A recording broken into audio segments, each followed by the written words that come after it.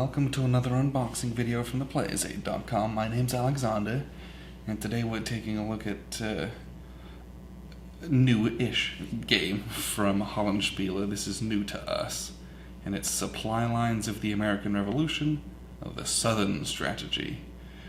And this is a sequel to the original one, which was the Northern campaign.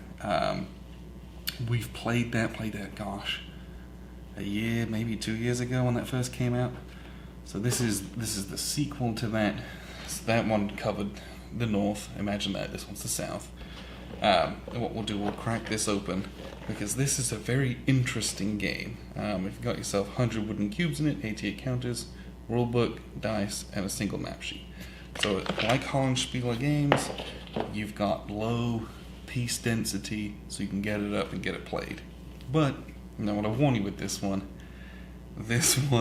is a very, very cool game in the box. And this is a supply lines game. There's a war game in here too, but you can't play it like a war game, otherwise you'll lose. You OCS supply lines players, you might have an easier time with this. So the first thing we have, huge bag of cubes. We have white and green, and one side's the British and one side's the Patriots. Rulebook. And the rules are pretty decent. They're not tiny text, it's all decently laid out, lots of margin space, so it's not overwhelming in reality. And there's pictures where they need to be about sequence of play, like how to actually play it, what it all means, things like that. Victory conditions, end turn phase, and they give you a sample turn at the end there, just to show you all of it in action. And then you've an extended sequence of play, almost kind of like a play aid there. So the rules are the rules. 16 pages, not a lot to get stuck into. Bunch of dice, and then you have a single counter sheet, because a lot of it's done with these cubes. This is your supply, so to speak, and you have to make supply chains and move these supply blocks through your chains to keep your forces fighting. To do fighting or to move, you have to expend these blocks. It's such a cool game. So the actual counters themselves, though, it's a lot of strength points, and then these, I think these are like colonials and Tories, line infantry for the Brits. Dug in and under siege markers, and then some little turn tracks, and then I think these are your leaders. I want to say there's leaders that you have to. Yep, there you go. These are just different numbers. Different numbers on the other side. But yeah, it's a game of moving your armies around, but the real game is enabling yourself to be able to do so.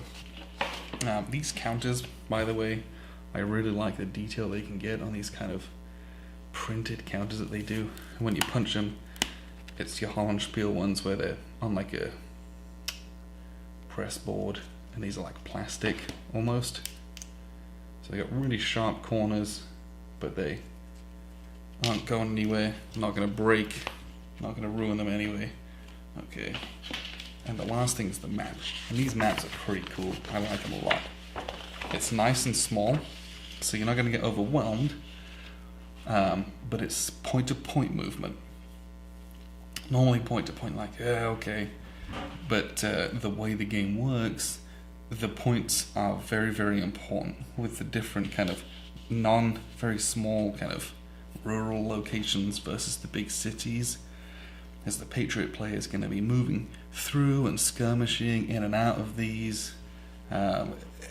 But a lot of the game is the Brits, most likely. You're going to have these big ports, and they're bringing in supplies, or wherever they've got supplies. You're moving your armies around, but you have to bring supply lines so you can move those lines along with them. Because if they run out of supplies, they can't fight, they defend terribly, they can't move. There's a lot of stuff they can't do. So the title of the game is not a misnomer. This game is about creating supply lines that enable you to do your combats. And I'll be honest, it's incredibly fun, but it's a learning curve. It's very easy to play your first game of this and cock it up on the very first turn. And I did that on our first play of the other one, of the prequel to this. I was playing as the Brits, and it was like I moved one thing in a way that I thought I would be able to use, and it turns out I didn't end up doing anything over there, and I had used up supplies to do that. And so my supply lines weren't long enough, and I could never make good enough progress, and I just got wiped. It was very, very interesting. And this is just more of that.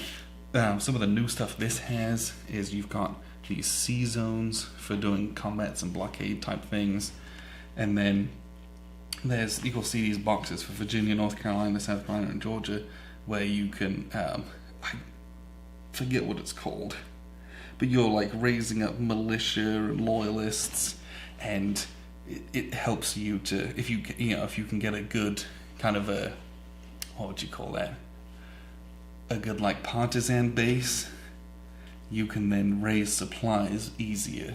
So there's even more kind of intrigue and extra bits and pieces in this one, which is very cool, and which is what I'm very excited for with this one. So again, it's Hollandspiele, so there's minimal pieces. It's not an overbearing and overwhelming game, although this one's a thinker, and these are very, very cool, and this is a unique style of game, I would say.